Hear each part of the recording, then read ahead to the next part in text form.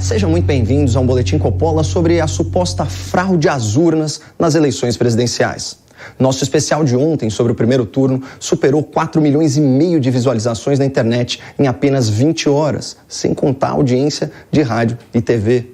Muito obrigado pelo seu reconhecimento e pela confiança no meu trabalho. Apesar do algoritmo jogando contra, só na minha conta pessoal de Instagram, o @Boletim Coppola, foram mais de 250 mil compartilhamentos do vídeo. E o número não para de crescer.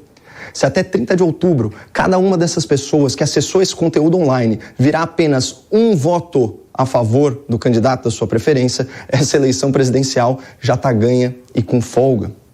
Mas ao invés de gastar energia de forma proativa, transformando para melhor a realidade à sua volta, muita gente dá vazão às suas frustrações, se vitimizando, reclamando e criticando injustamente quem de fato está se esforçando para mudar a situação. Ontem eu fui muito desaplaudido nas redes por ter assumido uma postura responsável e condizente com a minha defesa intransigente da lei e da ordem.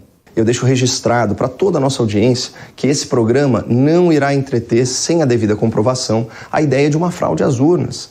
Tampouco iremos colocar em dúvida o resultado das eleições. No Estado de Direito, por nós defendido, o ônus da prova é de quem acusa e suspeitas não constituem certezas. Muitos me insultaram por marcar essa posição. Me acusaram de estar a serviço do sistema, como se a hipótese não comprovada de fraude às urnas já fosse um dado da realidade, um fato incontestável e evidente para qualquer observador isento. Será mesmo? Não é melhor aguardar as manifestações oficiais do Procurador-Geral Eleitoral, escolhido pelo presidente, do Ministro da Defesa, ligado às Forças Armadas, também escolhido pelo presidente, e do próprio Bolsonaro, o candidato à reeleição? Não é melhor ouvi-los antes de sair por aí atribuindo valor de verdade a meras especulações? Enquanto eles não se pronunciam oficialmente, meu caro amigo desconfiado, que tal analisar a nota publicada via redes sociais pelo publicitário Sérgio Lima, um dos principais responsáveis pela campanha do presidente Bolsonaro? Aspas. Parem de gastar energia falando de fraude. Vamos ao que interessa, voto. Vamos buscar voto e trabalhar as abstenções. Se houve fraude, deixe que a justiça investigue. Se você ainda não se deu por satisfeito com essa declaração vinda do núcleo de campanha do presidente, não tem problema.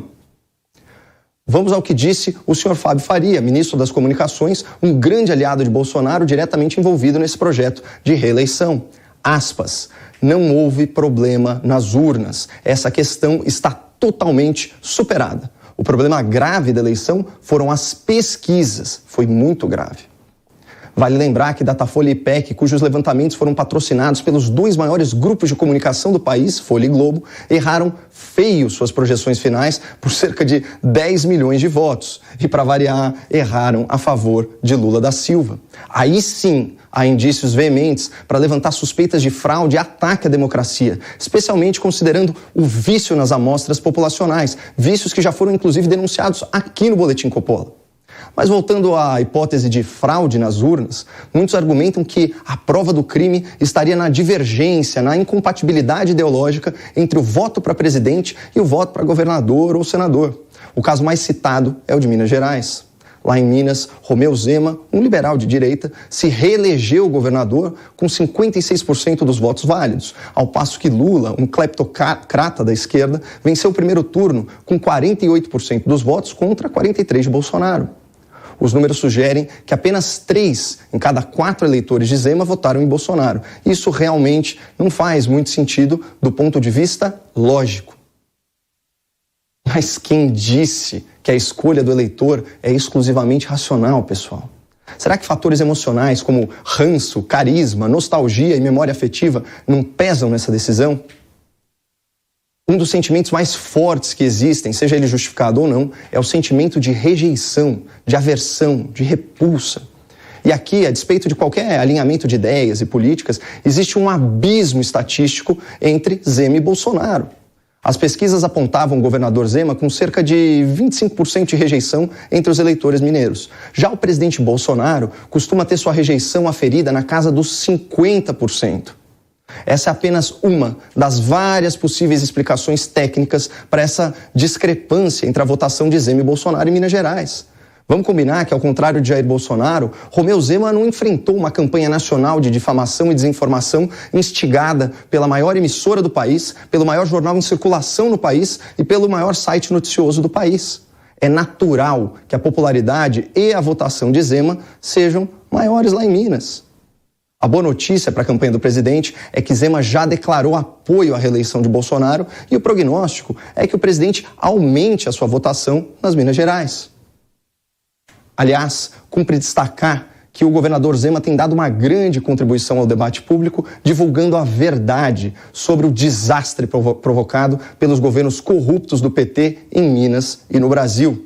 Nós sabemos que no passado o PT em Minas Gerais foi uma grande tragédia. Foi uma das gestões mais desastrosas que o Estado já teve. E como eu sou mineiro e senti na pele esse desastre que foi Minas Gerais, na gestão do passado, que vai de 2015 a 2018, eu tenho obrigação de combater um governo que já causou danos enormes, não só ao Estado, como cidades grandes aqui, como Uberlândia, Pouso Alegre, que também tiveram tragédias aqui com gestão PT.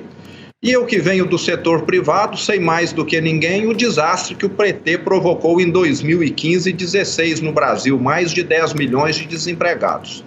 Então, o meu grande objetivo é combater o PT. O brasileiro que tem a memória boa sabe que o governo Dilma foi uma tragédia, a maior recessão da história e a maior inflação idem.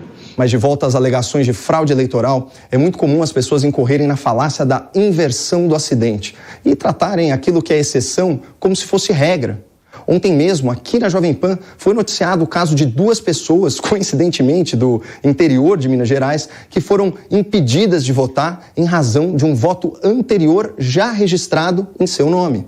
A denúncia é gravíssima, foi reportada à polícia e está sendo apurada pelas autoridades competentes. Mas isso é a exceção, não a regra. Até o momento, o que nós vemos pelo Brasil são casos isolados de crimes eleitorais, como sempre houve e sempre haverá. Mas não é razoável presumir uma fraude generalizada na votação, tomando como base alguns incidentes pontuais. Para sustentar esse tipo de acusação conspiratória, é preciso que haja evidências concretas de manipulação em grande escala. O eleitor, o apoiador de um candidato tem que se policiar para não sucumbir à síndrome da pior interpretação possível e enxergar nos resultados que não lhe agradam a falsa certeza de fraude nas eleições. E para fechar, eu faço um apelo. Se hoje eu falhei aqui na minha missão e não consegui te convencer a abandonar a ideia de que o primeiro turno foi roubado, então vamos ao aspecto prático da coisa. Não há nada que você possa fazer a respeito nesse momento. E você não está ajudando ninguém esperneando nas redes sociais e no celular. Pelo contrário, você só fomenta desânimo, só semeia desesperança e só traz desilusão com esse comportamento destrutivo. Saia dessa frequência de negatividade, canalize a sua energia positiva para conquistar votos a favor do seu candidato. Você quer mudar o resultado da eleição? Comece mudando a sua postura, mude seu foco da reclamação para a persuasão. Por favor, faça esse exame de consciência. Talvez nessa eleição, o que realmente precise mudar seja a sua atitude. E como diz o Gabriel Pensador, muda que quando a gente muda, o mundo muda com a gente. A gente muda o mundo na mudança da mente. E quando a mente muda, a gente anda para frente. E quando a gente manda, ninguém manda na gente. Muito obrigado, não percam a esperança no Brasil e fiquem com Deus.